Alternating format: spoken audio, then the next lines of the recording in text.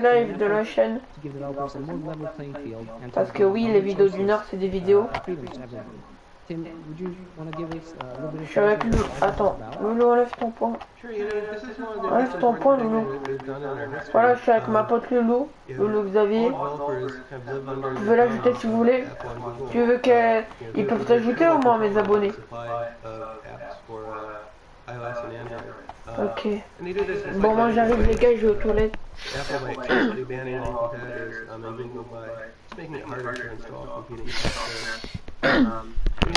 Fight for the entire game industry and the future of the industry. If these monopolies can not only control the supply of games, but also control curation, and say that entire categories of new applications like xCloud and NVIDIA's GeForce Now and Google Stadia cannot exist on iOS devices, then it's going to be a really bleak future for everybody who's a creator of any sort. So we decided to fight this. And you might have heard of the code name that was leaked at 2.0. It was called Project Liberty internally. And our aim is to really change the status quo and open up the app stores on mobile platforms so that all developers have an equal chance. And every component of the ecosystem, from payments, to stores, engines, and friend services, and everything else, compete freely.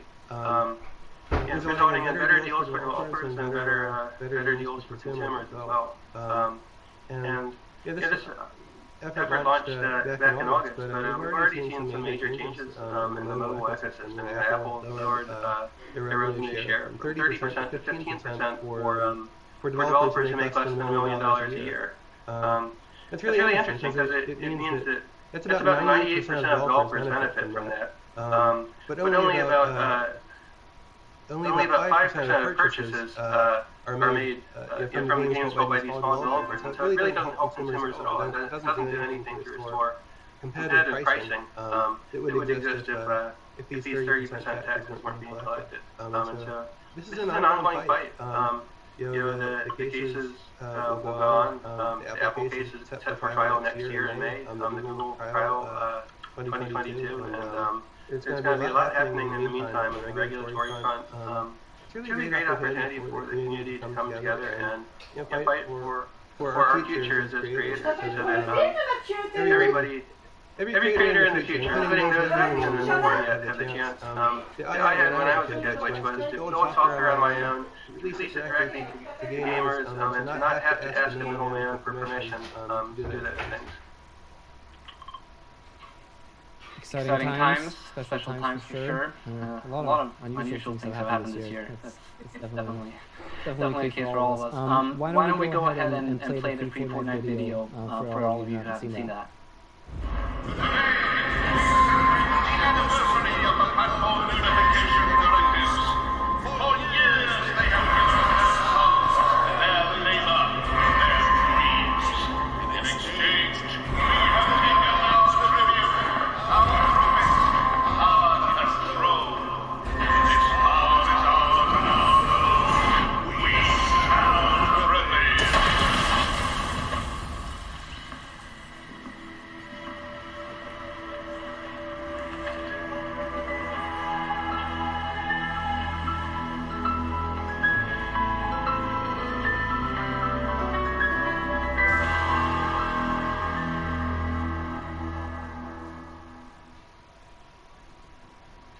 Interesting references there. Nice hat, Tim. The hat took you to the battle. Excellent. So that's if you hadn't seen it before, it's a great testament to the initiative at large. So moving on to probably Unreal Engine's biggest announcement of the year. Earlier, we announced Unreal Engine 5. It was our first showcase, or the first showcase of Pixels running live on the PlayStation 5 with Lumen in the land of nanite. So if you haven't seen that video, we'd like to go ahead and show it for you now.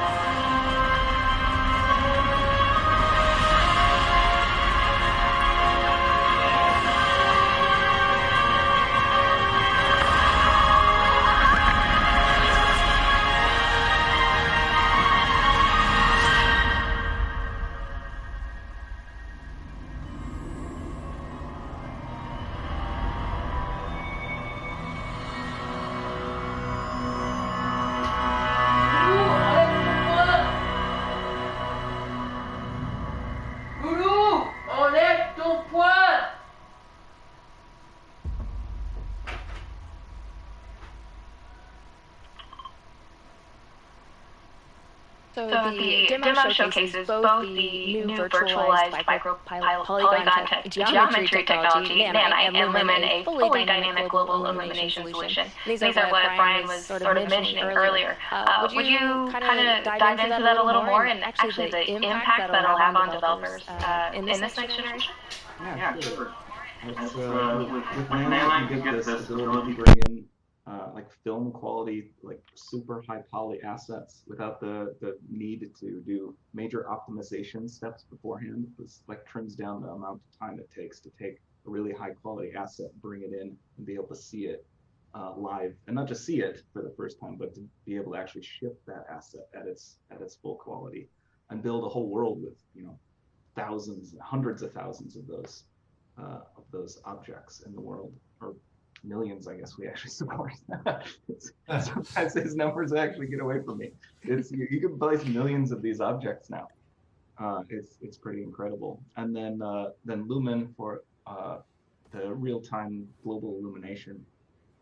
You can give like actually dynamic worlds, changing light sources, moving objects around, and not have to go through these like long bake steps to be able to see the process. Like for a lighting artist to be able to just put their lights where they want them to be, interactively place it, and just see it live, just real time. What you see is what you get. Sort of workflows are really powerful from the content creator, and the things that it enables for the game, for the worlds to be more dynamic. So those were two really interesting technologies, really cool stuff that we showed off in the demo. But there's a lot more that is coming along with UE5. A lot of content workflows, like animation technology, sound system. There's a ton of cooking pipeline, editor workflows. Like there's the list goes on and on of things that are going to be in UE5. And I think what's also cool here is like this is just where we're starting. Like this is the beginning. Like this is just the beginning of the generation, and like this is already what stuff looks like.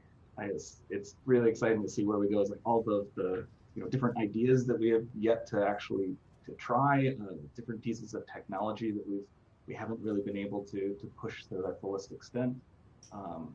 Aspects of the hardware that we're just now able to exploit. So it's really exciting to see like this is where we're starting. Yeah, I remember watching this demo for the first time and getting so many goosebumps, just like in awe at the story and all of the pieces behind it, and knowing what and like you said, thinking about the potential of the games coming in the future. So it's like, can't imagine what we're going to see even beyond and from the folks in our community digging into this. And it's just a really exciting time to be in development, right? Yeah, it really is, with cinematic type of stuff especially as well. It just, there's so much great quality stuff that you can get with this technology. It's really exciting, beautiful stuff. Yeah, a big aspect of what we're driving for UE5 is this sort of like just works as a pillar of the engine. Like we want to make it so that a content creator can make their assets, make their content in the way that is easy for them to make, in a way that like hits the detail level that they want. They can bring it into the engine, or create it in the engine in that way initially, and not have to work through so many like technical details and what it takes to hit your real-time frame rates, or what it takes to actually like realize the thing that they're trying to shoot for. Try to like minimize that gap between what they imagined or what was easy for them to create and what they could ship, and like shrink that gap down to as small, or if nothing at all, as possible, so they could just create the thing and ship the thing. And for those that are super excited to get their hands on these tools, we'll be going into preview in early 2021. This will be the time to try them out. We'll be trying to gather as much feedback as possible so that we can really make a solid launch, which we're aiming for at the end of 2021. Also, in line with our UE5 announcements, we did revise our royalty system, to requesting only 5% once $1 million is earned.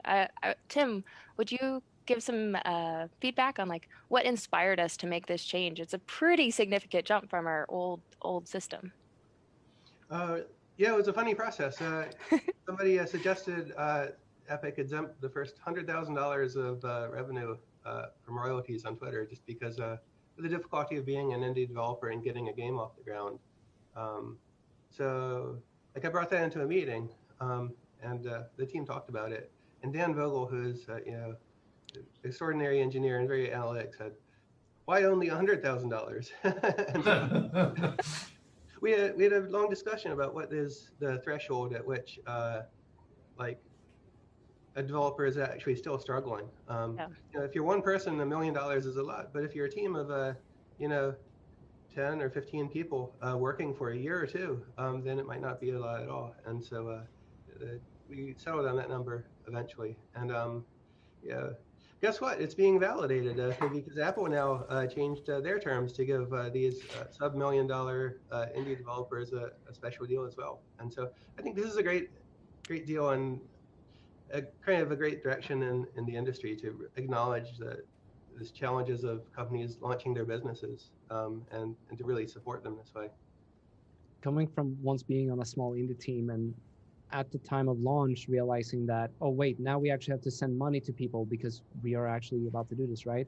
And then knowing that, oh no, it's only if we succeed that we actually have to worry about this, right? And so if you're using, say, Unreal Engine and Blender, you can just develop your game, ship it, and if you succeed, you now, and succeed pretty well, I would say, hitting that $1 million bar.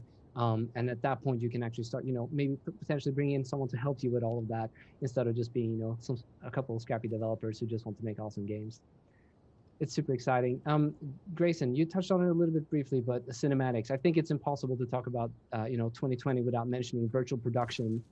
And to kick off this conversation, I wanted to mention that small little nice anecdote that got brought to us, which is the fact that the first use of virtual production was actually back in 2001 when Spielberg used Unreal Tournament to block out shots for the movie AI. I thought this was an amazing anecdote. I have no idea about this. And it's cool to see how far back people have actually been thinking about the possibility that we are now today seeing become reality. Yeah, there's some really exciting things going on there. And I feel like, obviously, virtual production, there's a lot of different definitions of virtual production. And I've always kind of thought of where the real world and the digital world meet in many ways. And I think that it's a cool space to work in because, especially for things like previs, it obviously has much larger applications than that in terms of final pixels out of the engine. But I do think that previs is a very, very powerful tool, especially for filmmaking. And having done, very minimal directing at Epic or working on cinematics and different events and things, I feel like very quickly being able to determine what you're going to make, have a lot of people look at it and agree upon that thing is really important. And so I feel like this is a very base level of virtual production. I think it's very, very powerful to be able to present people your ideas clearly in a form that that they can understand. And I think it's really it's a really powerful tool. The engine, you basically using the engine for those type of things is really awesome. And so there's a lot of different applications for virtual production with the engine, and we can talk about that a little bit more as we go on here. But yeah, suffice to say that I think there's a lot of exciting things happening in the space right now, and I think being creative, I think it kind of like Brian was mentioning earlier too, really helps you realize your vision of things and see these things and then start to build on them very quickly. Kind of jumpstarts you in a lot of ways. Yeah, both the production side and the creative, right? The fact that you can just immediately see what's going on instead of having to wait for a couple of days to render or... Yeah, and I mean, also it gives you besides just the creative elements, it gives you a good idea of scope, tone, some of the things that will need to be, if you're trying to make a movie, some of the things you may have to, consider when you're doing that. Or if you're making a music video or something else like that, it just gives you a lot of information very early on. And it's for me, it's very easy to jump in the engine and develop stuff like that and just start to get the idea of what we're doing with something. Yeah, so. Getting past that just blank sheet of paper sort of problem, getting things up. Yeah. Well, that's just the beginning of the pipeline when you're visualizing the movie. Then you go and produce it. A lot of these productions are now using Unreal Engine for real-time rendering of backgrounds. So as the director is looking through the camera, they're filming an actor in front of, instead of a green screen, an LED panel displaying exactly what's happening in the movie set around them. And actors can look around the set and see exactly the environment they're in. And so it gets kind of back to the magical movie production era before computer graphics were introduced at all, in which a large part of the magic of a movie comes from improvisation of the set, on the director looking through the camera and finding a shot that wasn't necessarily planned out, and making the magic that way. And then at the very end of that process, you have digital assets for this entire production, which, open it up to really easily applying those same meshes and textures and characters in games, or in any sort of experience that you might want that's interactive or digital. And Fortnite has had some crossover events where you have Star Wars characters pop in, or Marvel characters, or John Wick. But the next phase of this is a seamless pipeline from movies and television shows and other creative works into games without delay and with mass community participation. Yeah, it's really cool. And to talk a little bit about the immersion too, and you mentioned this, Tim, is that, as an actor or even as a director, you can jump in so you make this in virtual environment in some cases. You make your set, or you make, the thing that you're trying to shoot, and you can put on a, VR headset, or you can use an augmented reality device, or an AR headset, and you can look around, and so you can give direction in a virtual space, either, on the stage that you're capturing the data in, or you can do it remotely as well. And so that's a really powerful tool. And then also from an acting perspective, it's really cool to actually be in the environment that you're going to be acting in. And in some cases, you can see your own avatar, or if you have props, you can see those as well. And from having worked with a few actors, it's really exciting to see them get into the virtual space and start to understand who their character is. Either they can see it in a headset, or they can see it on a screen of some type. But it really starts to help you get into character. And so, interestingly enough, that process makes a lot of acting emergent, and we get a lot of really creative, great stuff out of being those characters, being in that world that we didn't ever have planned, which is just kind of a lot of fun to watch happen. Yeah, and the same is true for those LED wall stages. I got the privilege to see a couple of them firsthand, and it's pretty incredible just seeing standing in those volumes, yes, in those backdrops. There could be points there where it even confuses your own brain, where are you? But there was, I just had, when I was standing at one of them, I just needed to take this selfie shot. You have to see this, and that selfie shot just looks like I'm in another place. Yeah, you get the light coming off the screen, so it automatically grounds you in the environment, which is cool. Do you get the sense of presence that you can when you're using a virtual reality device? Not quite, because they don't completely surround you. They go on in everything that they don't cover the side that the camera has, so they're not a complete volume going in all directions. And you don't get, there's no sort of stereoscopy, so it doesn't look 3D to you. So it doesn't have quite the same presence, but the key thing is that it's lighting everything properly. That's the thing that the camera really wants to pick up. But it's certainly better than standing in front of a green screen, because that doesn't look like anything at all. Yeah, the lighting. You get the full presence of getting, everything moves and parallaxes, and you can see everything in 3D. But it does feel like you're there. And the nice thing is that if you would be acting against another actor, they're going to actually be there, as opposed to seeing them through VR headset. And you can hold props, and all that stuff is going to be physical to you. So I think it's a major step up from the. I'm not an actor, but standing on those stages, that's what it felt like to me. And usually there's also an element too in the foreground with the actor that can be physical traditional set, and then you have the digital background. So it is pretty cool to see all that come together. Well, it just makes the whole process more collaborative too, right? Everybody's talking about the experience and the shots and the takes in the moment versus having to pass it through different parts of the pipeline. And yeah, that gets really interesting too with multi-user and being able to have, in some cases, you're all interacting in the same space. And you can do that there, or you can do it remotely. And that's really powerful as well, that, instead of saying, hey, can we move this light a little bit over there, and somebody having to do that, you can literally reach out and grab the light in a virtual space, and then you can move it, and it will, light in the virtual space and or in the real world. And that's a very cool, that lets people collaborate very easily. This LED screen technology that we're talking about, it was popularized this year by the series The Mandalorian. This was actually the large commercial use of in-camera VFX in the LED volumes, and it has inspired about 100 stages that will be available in the next year. And so this is sort of a new revolution, new movement, and hopefully, I think all of the sort of indie creators out there are hoping that the technology will, you know, eventually get a little bit cheaper to the point where you can rent a stage, you know, to do your shots for a couple of days and just make it more accessible. I'm very excited to see that. I've seen tons of people even starting to use like their monitors, right? They have a little monitor up and they've set up little action figures and they're starting to use this scene just even on a very small scale. So it transverses a lot of that. Yeah, you can use, you know, off-the-shelf available tracking technology like Steam VR to sort of simulate that camera tracking. And so you can actually do a lot of that stuff already today with the your available hardware that you might even have for some of your projects.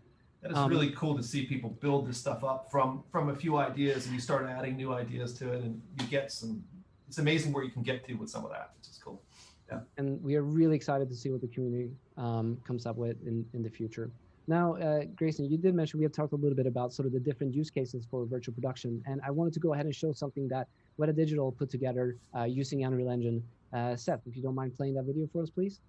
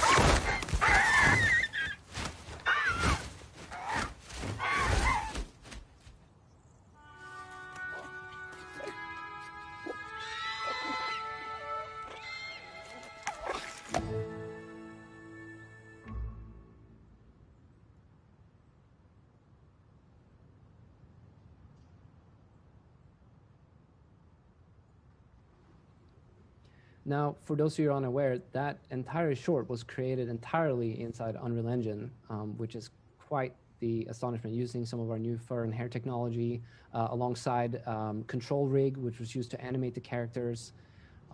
Yeah, big ups to Weta Digital and everyone at Epic who helped make this a reality.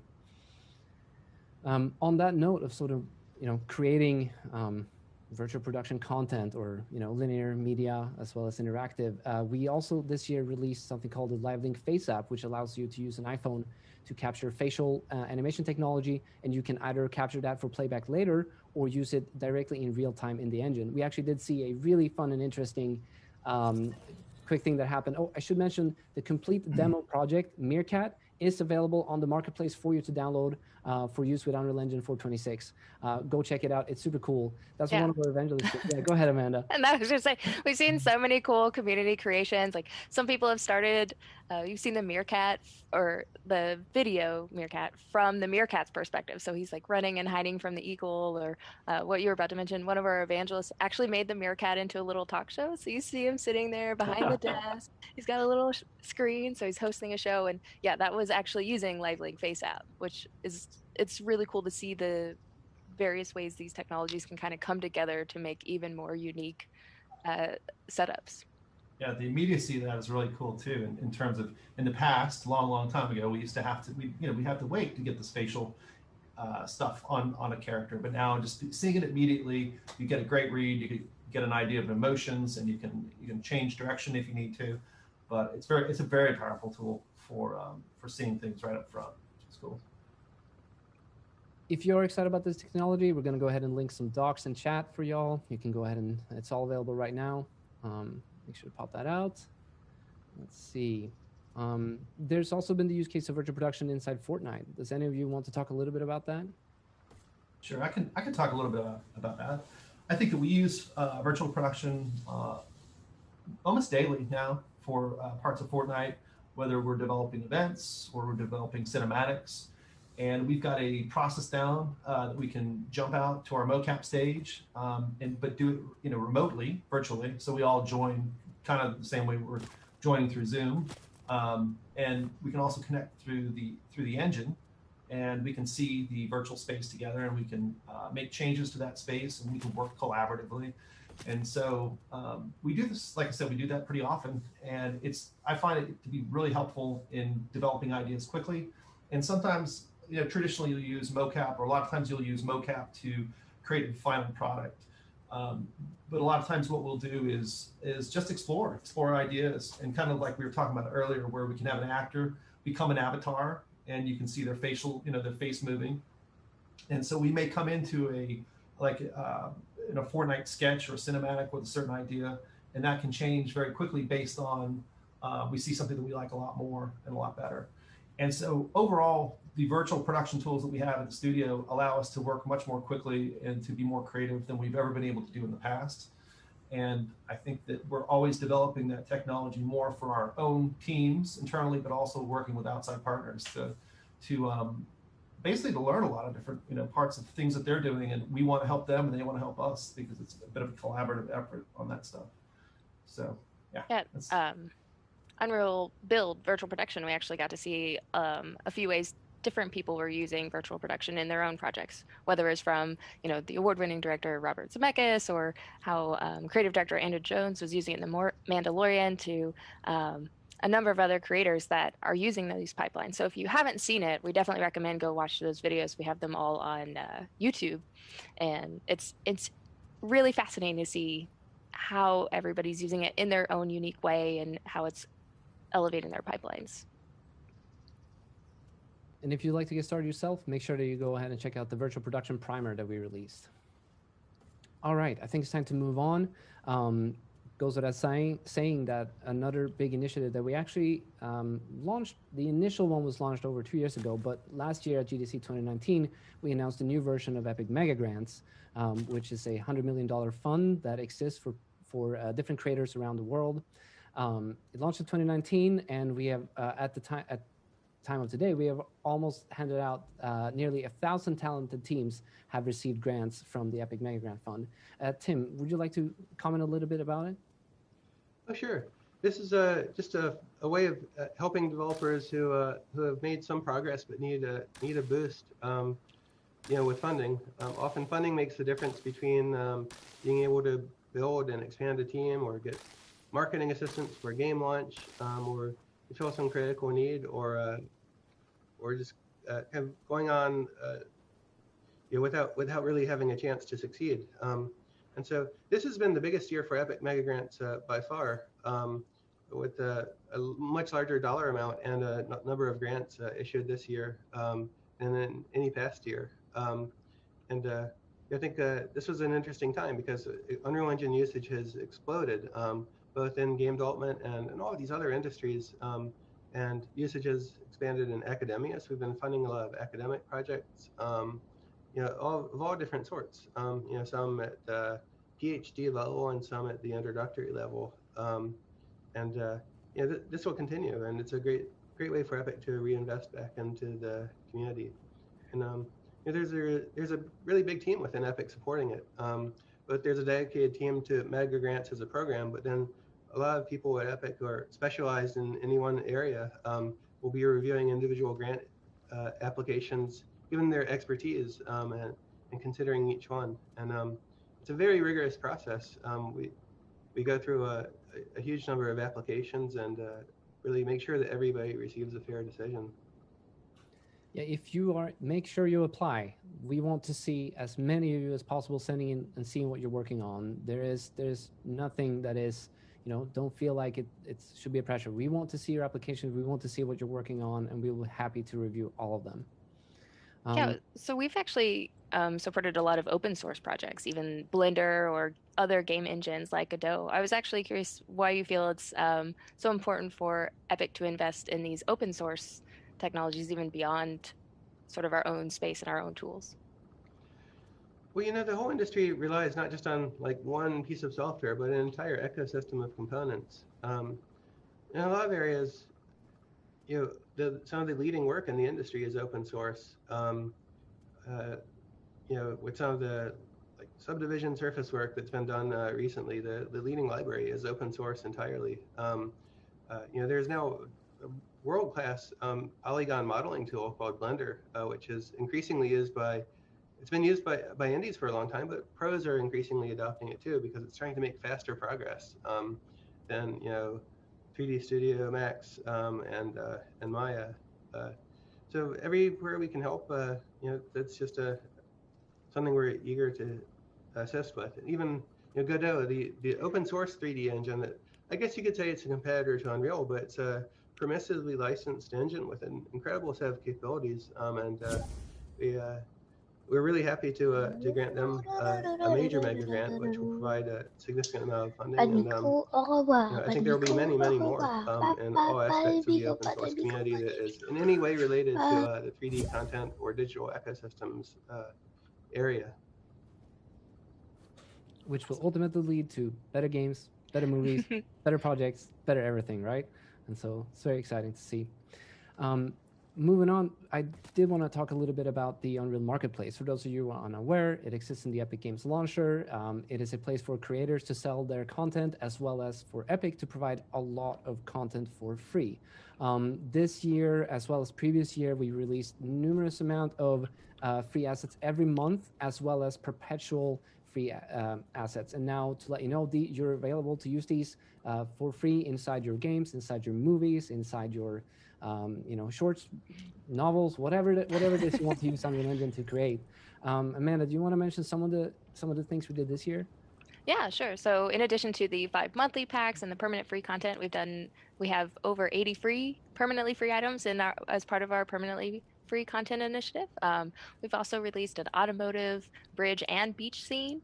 We also have some really cool community created packs. There was a city park and a factory environment collection that are absolutely beautiful and have loads and loads of pieces and parts that you should feel free to pick apart, add them to your game, modify them. And we kicked off the Marketplace collection. So joining the ranks of Paragon and Infinity Blade, we've added What Remains of Edith Finch as assets into our marketplace. So you can actually pull things from the game, add them to your own projects, and we're planning on adding even more new exciting content in 2021.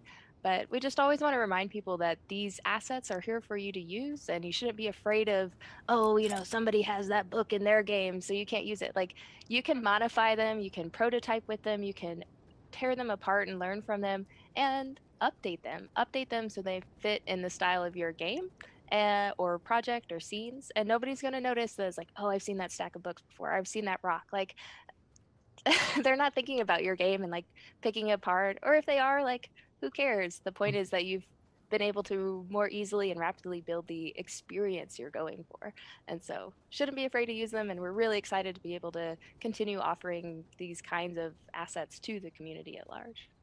And libraries of content are really Loulou, viens! more rapid development of games. Like Loulou, viens, t'es où? a game experience is not about how one particular little rock or book or something looks. It's about the overall experience. That's what a designer is really going to be looking for. Grayson, you had a good anecdote of what you used the marketplace for. Yeah, I love it. So I went onto the marketplace and we're designing a garden in our backyard. And I was like, man, we could use basically virtual production, same kind of techniques and stuff to design our garden. And so that's what I did. I went and wrangled up a bunch of assets, probably spent too much doing that, but it was a lot of fun. And we built out a garden in a virtual space, and it became the plan for our garden. And one of the cool things is I was able to jump in there in a virtual reality headset and look at this garden, and we were able to measure it out to the foot for everything, or to the meter, to everything. So it was kind of cool using marketplace assets. You never know how they're going to come in handy. You never know. It's a kind of interesting project. Love it. Moving on, of course, they're all available on the marketplace right now. You can go to unrealengine.com to download the launcher and access all of them. And if you are here and you're interested and excited about getting started with game development, use 160 hours of content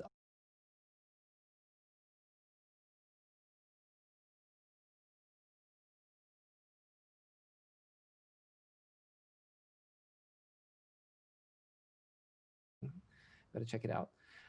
This year, we also did our first bespoke virtual event, Unreal Fest Online 2020. What came out of that was over 40 videos that are now available on YouTube with topics ranging everything from virtual production to games development, architecture, and enterprise. We had over 50,000 people register for the event. It was a great time. Do you all have any cool anecdotes to share from the event itself? I mean, it was just exciting to see cross-industry folks coming in and getting in the same space and learning different lessons. All the sessions are really great. And it was a great way to kind of show off some of our other technology too. So there was an introduction to Twinmotion. So if you're not familiar with it, it's one of the other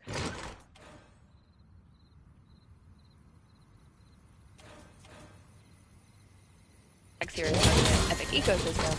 It's super easy to use UE-based application that helps with visualization, AEC, great for quickly iterating and building scenes. So it's Unreal Fest became sort of this, while it's Unreal Fest, it was a way for folks to come cross industry, cross tool sets, cross all these things and enjoy all the parts of our ecosystem. So a cool video in there for the virtual production, working remotely, which is really, really great. There's some good information too.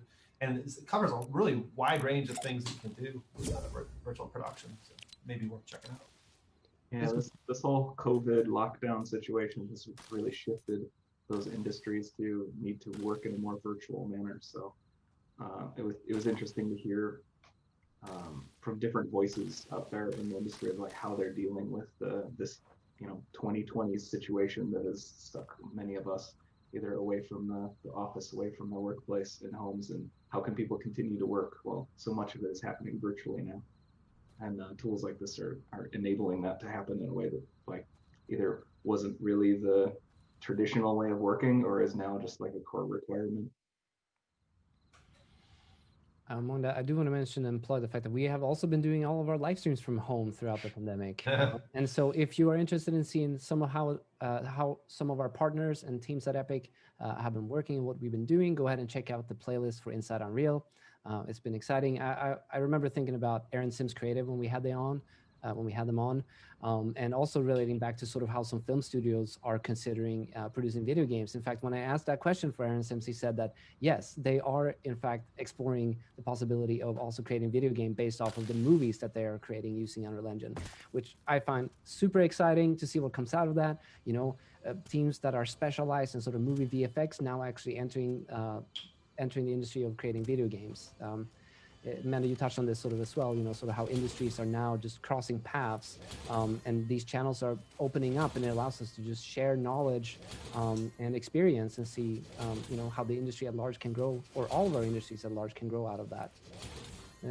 Super exciting. I do want to go ahead and play at Unreal Fest Online 2020. We debuted the Unreal for All Creators video, which is a really cool masterpiece. We also had them on the live stream talking about how it was produced. Can we please play the video?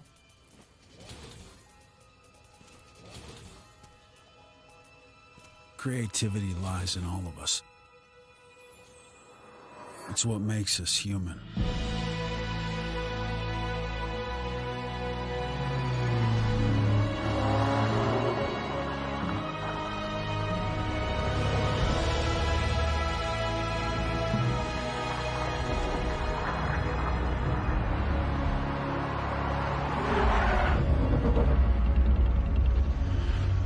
It starts with an idea.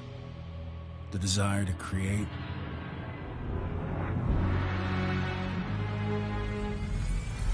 to solve, to play, to share, to interact.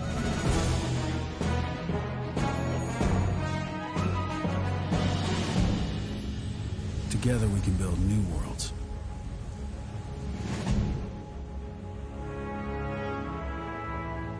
Freedom to create for all.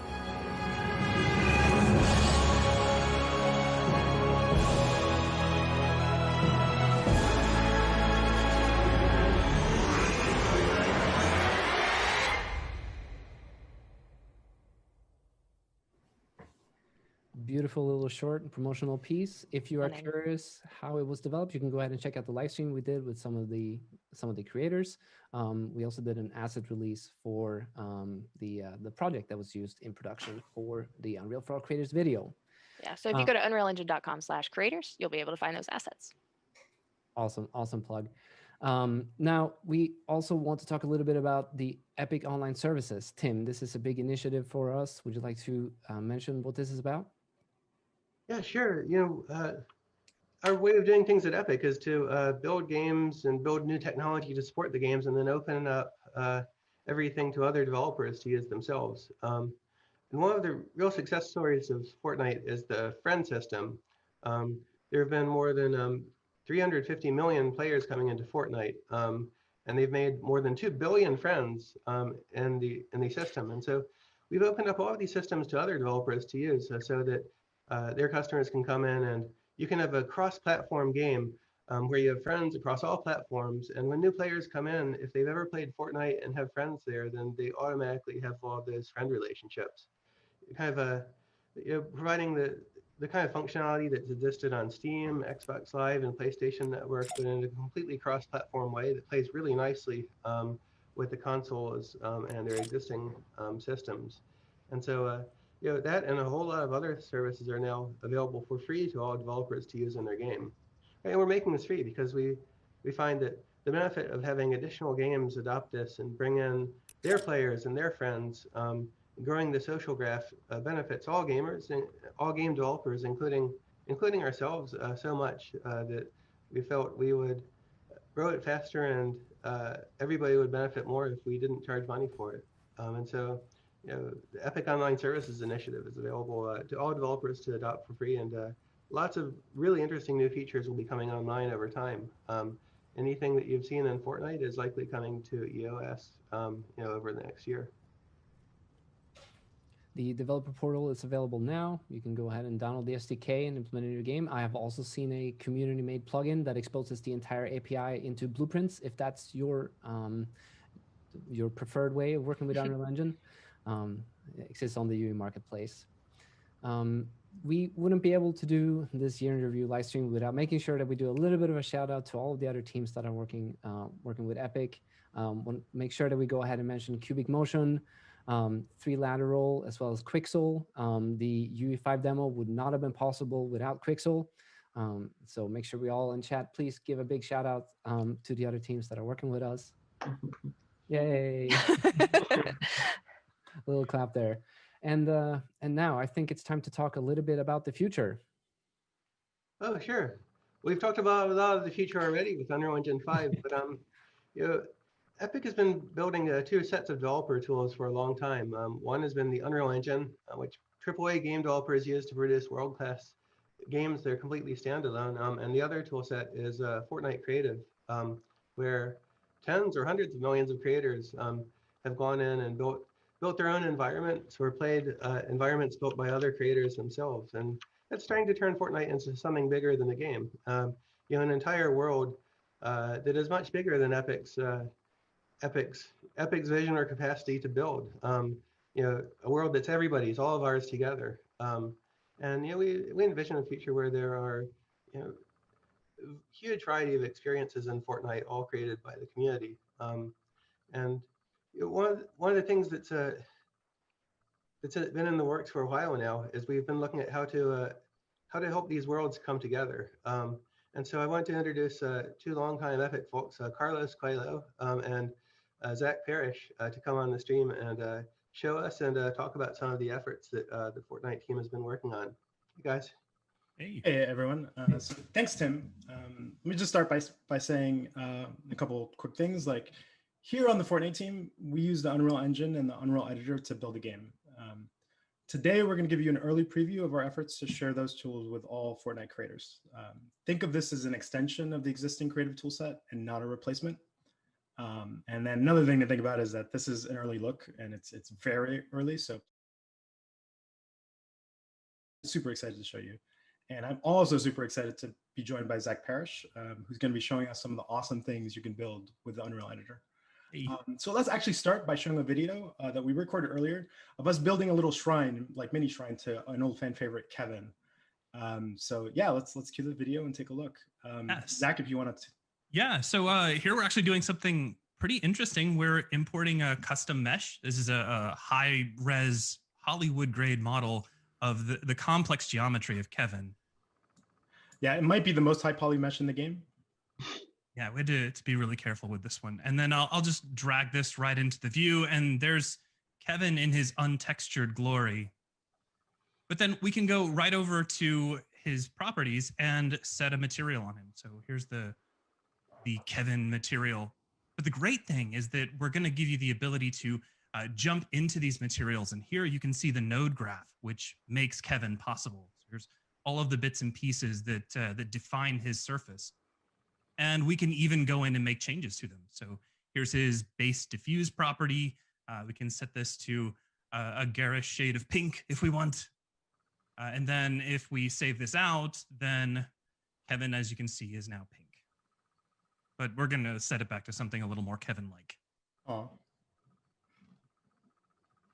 So now this is a quick section where we're just going to show some of the new object placement tools. So a quick shout out actually to Ashley Ludlam, one of the gameplay designers on Fortnite, who's actually doing the driving in this bit. So he's going to use the Unreal Editor toolset to build a small shrine to Kevin to kind of show this off. You see he's bringing in some static meshes, quickly adjusting their properties.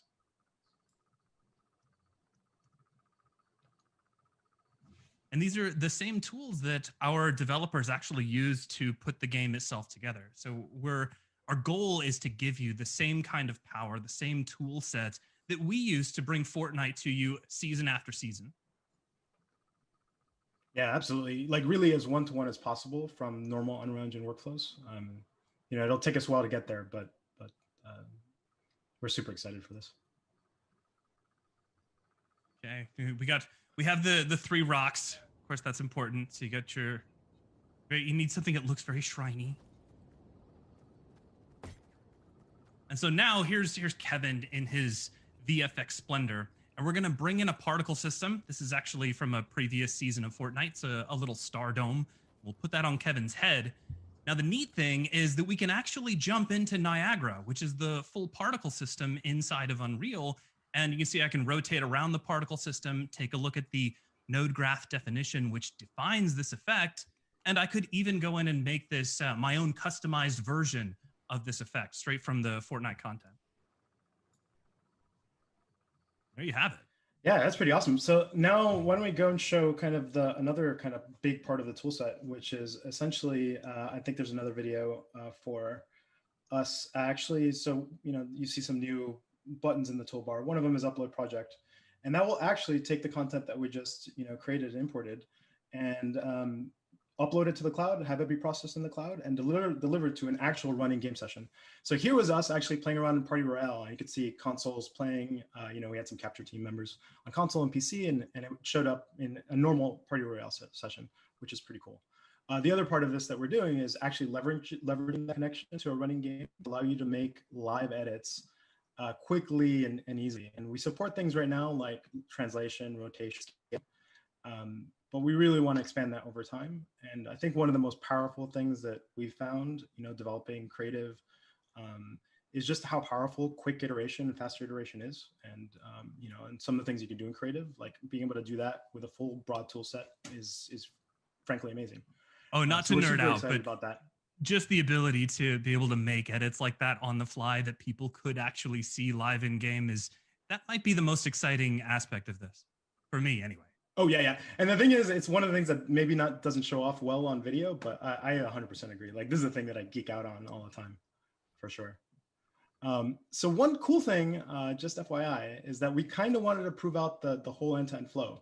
So we did push out this content, or actually an earlier version of this content, to Party Royale right now. So those people in game, feel free to head over there to where you see us editing, and you should be able to see a version of it. Now, please bear in mind, this part of it is probably the most kind of proof of concept. So don't be surprised if there are bugs in game. But yeah, again, we really wanted to show everything end to end and thought that was really powerful. So we do know that this is kind of only one part of the tool set, right? This is content. And another thing that's really important is code. So we are working on tools for that as well.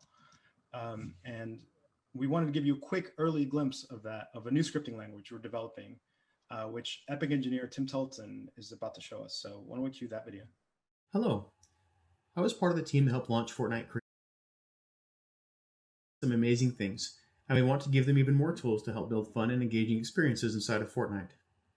Let me walk you through an early prototype of one of these new tools, a game script used to implement box fight. We start the script by waiting for players to join. As you can see, some commands take time to complete, and the game continues on as this script waits for an event. Once players have joined, we start our game by setting the player's spawn points and inventory. To change things up, we use the current round variable inside this method to set up a different inventory in some of the rounds. Next, we make players invulnerable and start the round countdown timer. Partway through the countdown, we enable building so people can get ready to play. And we enable multiple round end conditions. Either one player can remain, or 0, or the round will time out.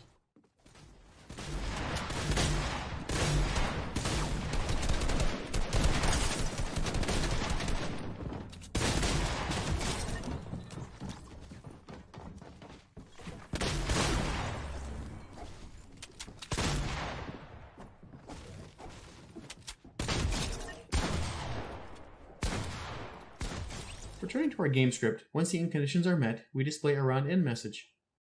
Then we disable combat and the storm. And then we reset everything for the next round and run the same script again. We can also tweak a few small changes to the player inventory items in script between rounds, like adding impulse grenades or clingers. Very small changes can have a dramatic impact on gameplay. This is a very early prototype, and we still have a lot of work ahead of us. But we're looking forward to what our creators will be able to do with much more powerful tools. Look forward to more details as we continue development in 2021.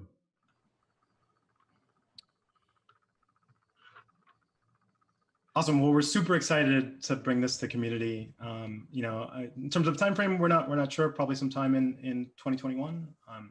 And just like we're saying here, I think we'll want to iterate with the community and kind of get something out early as we can. But we'll see. We'll take things one step at a time. And the goal here is really to bring in more of the Unreal Engine authorship tools that we use here at Epic. I mean, obviously, you can already place objects in your Fortnite creative scenes. A lot of those types of things like move, rotate, scale, those have been there. Yeah. But we want to give you access to your particle authoring tools or your material editor and things that we use to bring the game to life so that you can start making even more customized experiences yourself. Yeah, absolutely. Like unlocking those tools in a way that you can leverage in creative. Like there's some really powerful things there that we want to explore.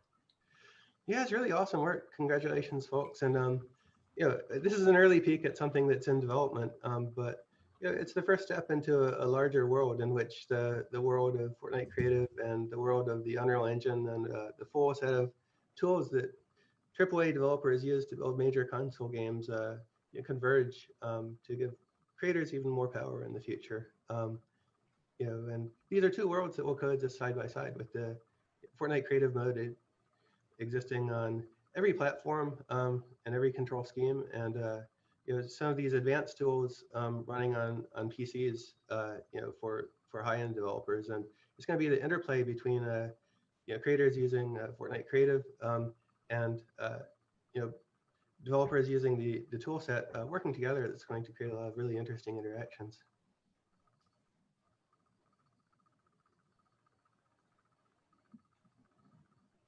All right.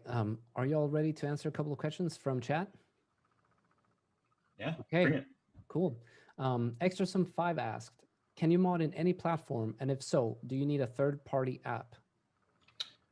So the 100% the goal is just like everything in Fortnite Creative inside of Fortnite, that everything you create works on every platform and you can publish and see it live on every platform, which is why it was important to even demo the Windows and console together, just to show that. The third-party tool is the Unreal Editor. So it'll with custom things for our tool set, like you saw the upload button, but You will be able to use, external third-party tools like Maya and Max and Houdini, and in terms of creating content. So that's true. Yes. Leads us over to the next question. Titch MW asked, will you be able to import custom assets like models into the game? So toolset, yes, absolutely. I think we still have to figure out moderation and, getting, what that looks like for sure. So we're a little thoughtful there, but it's super powerful to be able to import your own assets and create content and create things that doesn't look like Fortnite and support that. So. That's right. And remember, Fortnite is going to be moving to Unreal Engine 5 in 2021.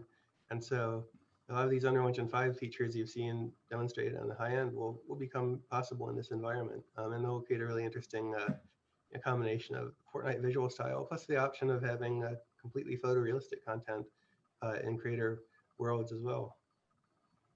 And all of those things that we were talking about to make it easier to bring things in without worrying as much about optimization, it all applies here. Yeah, absolutely.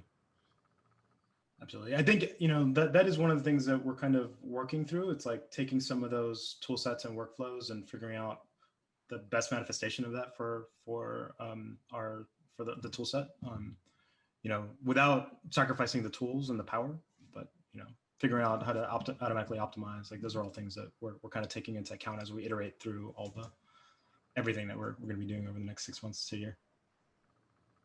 Moving back to a couple of the questions we received earlier in the stream here in regards to UE5, Captain Gravyboat asked, which platforms will Nanite and Lumen support, and how will the tech scale to lower-end platforms? So the next generation, I guess they're current generation consoles now, I guess we could call them, is definitely supported, as well as high-end PC. I don't think we know yet as far as how low it will scale. So I don't have anything to report there, but it will definitely be supporting in its highest fidelity there. And then we're going to have technology to make it so that the assets that were imported for that quality level can be shipped across the full scale of platforms that UE5 supports. Right. So you build your high-end movie quality content once, and players will see that directly on these high-end devices, and then everywhere else it will be scaled down, but it will still work. Exactly. At a lower level of visual quality without the micro polygon geometry.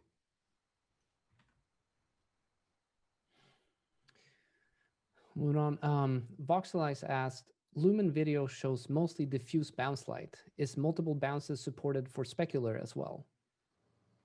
Multiple bounces is supported by Lumen.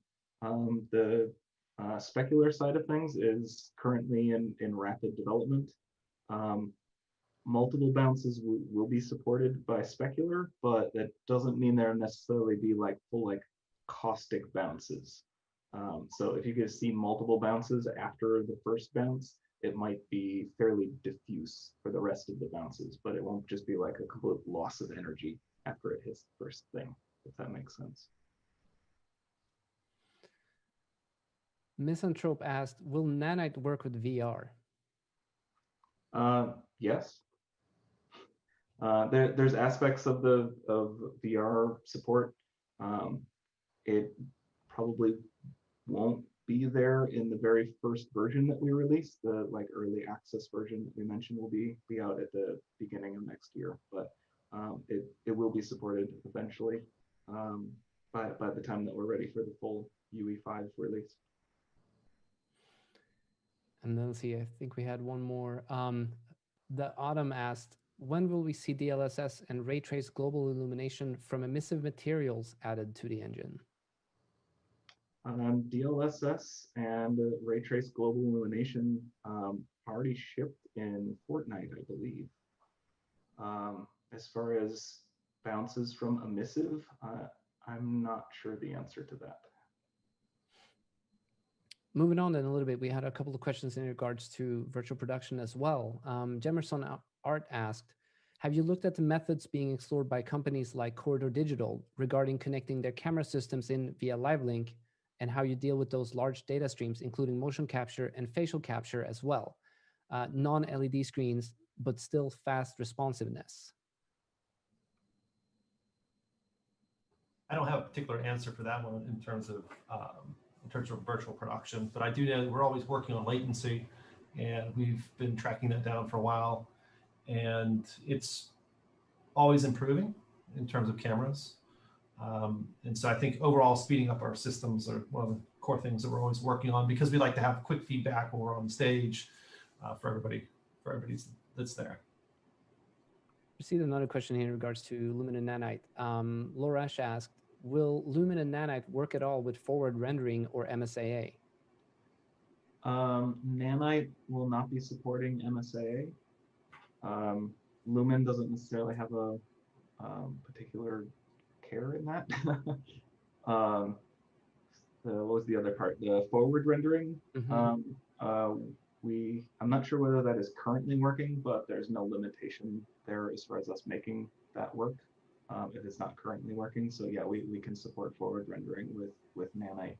I'm not sure the answer for Lumen, but I suspect the answer for Lumen is no for forward rendering, because I expect that Lumen is going to want to do its various bounces and multiple passes in a deferred nature. So I expect it's going to need to have the G buffer to be able to do that. And forward rendering won't be providing that. But I'm not the expert on the Lumen system to give a definitive answer there. But I would predict the answer is no on the Lumen side. Moving back a little bit to the Fortnite Creative announcement, what sort of scripting language did you demonstrate in Fortnite Creative today? Well, it's a new one, and it's been in development, and the ideas have been brewing within Epic for quite a while. We'll have a lot more to say about it in 2021, but I think you'll find it interesting. There are some ideas there which are fairly new to programming languages, which make development, and particularly game development, easier than it's typically been in dealing with complex interactions between objects. So stay tuned for details later. And what does this mean for existing Unreal Engine developers?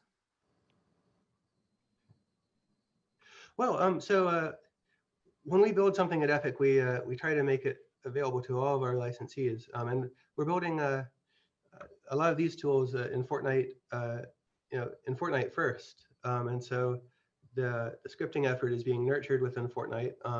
And we expect it will come into the Unreal Engine later on, after it's really been proven out there. And similarly, a lot of the tools that we've demonstrated here, such as live editing, where you can edit a level in the editor on PC and see it deploy in real time to all of these other platforms. These technology pieces are some are available to licensees now, and some are coming in the next version of Unreal Engine 4, and will be in part of Unreal Engine 5 from the beginning. How closely do the new Fortnite Creative tools resemble the vanilla Unreal Editor? I mean, what you saw was essentially what we're using internally now for our development. So pretty close. What the final version of it looks in terms of skinning or the title or anything, we'll see. But we absolutely want to keep it as close to one-to-one as possible. And that was the actual material editor, and that was Niagara that we looked at. Yeah, right. In the same, actually the same editor that we used to build the content that we shipped with, in game. So on that note, if you are excited about the new Fortnite Creative tools, you can start using them. Some of those tools already in Unreal Engine right now. You can go download 426. It's available in the launcher. See, moving back to some of our virtual production technology, Marco Mello asked, how much can your virtual set technology evolve? I've noticed the current sets are incredibly cylindrical. Is there any way to reformat these designs for further immersion? I'm guessing he's talking about the LED walls, and that's an area I'm not familiar with in terms of future technology of that. That'd be, maybe we can answer that in the chat later. Let's see. Chupinator asked, what is being put in place to prevent the higher graphical fidelity needs of ArchViz and virtual production from impacting the performance of Unreal Engine in mobile and other low-end devices? Is performance on low-end devices still a priority for Unreal Engine? Yeah, I mean, I believe that we're always looking at that. It's very important because we, in some cases we do use lower end devices for some of our workflows. And so I think it's always very important for us to keep that in mind. And having been a developer for many years, like one of the things I really like about this engine is it is very, it considers those type of things, and helps with our workflows quite a bit. So I would expect, Yeah, it's definitely a challenge for sure, to cover the just like extremely wide range of scalability that Unreal has to cover, from going all the way up to needs that people have for just like offline rendering, all the way down to it needs to run fast on a phone. Like that scale is huge. But those are things that we consider with every decision that we make, of how can we encapsulate things, how can we isolate them, such that we can not be constrained to be able to push forward the one end of the spectrum, without pulling up the other end of the spectrum too much. There's times at which we need to cut off things at the lower end of very old APIs and old pieces of hardware and things like that. Like there is a march of progress that happens at times, but we certainly can't just like lop off the whole bottom half of our support range just because we want to add some extra little slice at the top. It's something we're always cognizant of. Going back to Fortnite Creative and some of the new tools that have been shown, we've seen some folk ask in chat, I spent a bunch of time learning the creative tool set. Will I have to relearn everything? And then maybe a follow-up question would be, what's a good way to learn the Unreal Engine workflows? So the answer to the first question, I think, is absolutely not. Like we mentioned, we view them as complementary. There's real power to being able to sit on a couch and have a controller and create things with your friends and see it live on screen. Like that's some of the power that we're trying to unlock in the editor. But there's a real power to doing that on console. So absolutely not. We view this as things that are complementary. And who knows, maybe you can build things in Fortnite in sort of a tool set and bring in creative or vice versa. There's lots of things that we'd love to iterate and experiment with. And as far as learning the engine goes, there's a ton of great resources that our learning team has put out over the last year, actually right down to the last couple of months as 4.26 has dropped. You can go to learn.unrealengine.com and see a variety of videos and examples. On the Learn tab of the engine launcher, you can download a lot of examples from us and dig through those and see how we put things together. And you could technically become kind of like a master of these tools before you ever see this stuff in Fortnite. And there are plenty of community tutorials and resources as well existing all over the internet. If you're looking for those resources, make sure you visit our forums at forums.unrealengine.com. There's also our unofficial Discord community, unrealslackers.org. I think they reached over 50,000 members recently, where daily there are active discussions in all fields and industries within Unreal Engine. We also recently just held the 2020 Epic Mega Jam, which is mostly talked about around there. Before I start doing my sort of little outro spiel here, is there anything else one of our guests would like to mention for our audience here today? Well, I just wanted to say that, all of this is, while we've talked a lot today about what Epic's done and our very exciting 2020, we always have to give a shout out to what's been created in the community. We have such an incredible community of developers and creators and partners, and they make so much of this possible by pushing us to be better, pushing us to make better tools, and just working on really, really rad projects. And honestly, I feel like we have one of the best communities ever. Like, you all are so great. You're so supportive. It's so absolutely creative, and we're really, really lucky to have you. And I know this is super gushy, but it's the end of the year and we get to be that way, darn it. So I just want to say, like, we couldn't do all this, and we are so privileged and honored to be part of this, journey with you all. And so happy holidays. Do want to just to follow up on that, I want to give a quick shout out to the team that helped put together the demo and sort of all of it. It was a lot of work, and it's kind of humbling, and we're super excited and maybe a little healthily scared for the next several years. But yeah. We're excited. Yeah, and thanks to everybody who's put their trust in Epic, whether you're a game developer or a Fortnite creator.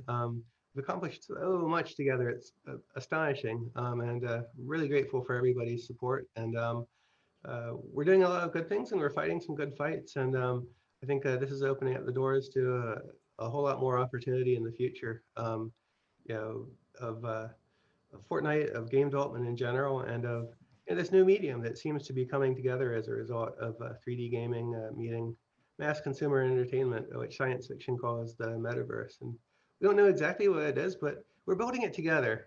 That's the most awesome part of this whole experiment. So thank you all.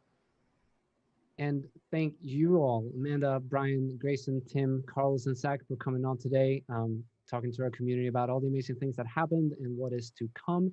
Now, the Fortnite Creative team did want me to mention that they actually released new Fortnite Creative documentation. So if you go to fn.gg/creative docs, you can find new documentation on how you can utilize Fortnite Creative today. And big thanks to everyone who's watching today, whether it was on Twitch or in Party Royale. We're really happy to have you here. To let you know, we stream every Thursday on Twitch, not for the next 2 weeks, bear in mind, because Epic is going on our winter break. But the first week back on January 7th, we will have Short coming on talking about our new water tools in Unreal Engine 426. Get excited for that. If you want to get prepared for that, there's already a video on our YouTube channel where Short is going through some of those, but he's doing a deeper deep dive, and you'll have the opportunity to ask him questions live. And chat, please give it up for all of you and for our guests here today. It's been a pleasure to have you all. Like I said, we will see you again when we are back next year. Not in Party Royale, bear in mind. It's been exciting to be able to be there today. But we'll see what the future brings in terms of that. And with that said, I think it's time for all of us to say goodbye. And I really mean it from the bottom of my heart to say thank you all for being such an awesome community. It's a pleasure to work with you, and I hope to get to see all of your amazing creations in the future. And in the past as well. Please make sure you let us know what you're working on. Forums, Discord, Twitter, just make sure you hit us up. We're always excited. With that said, let's all wave goodbye while the intro plays. Bye. Bye. Holiday.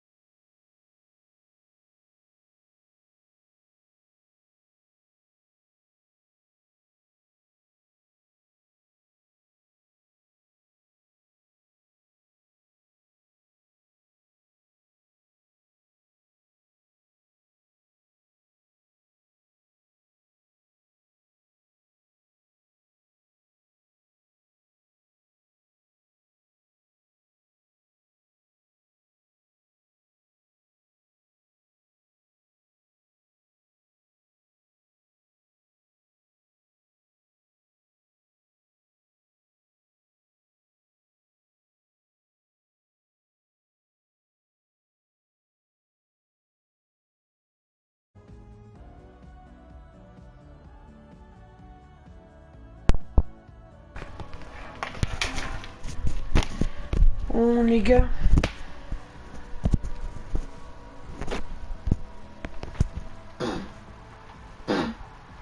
Je vais vous laisser moi.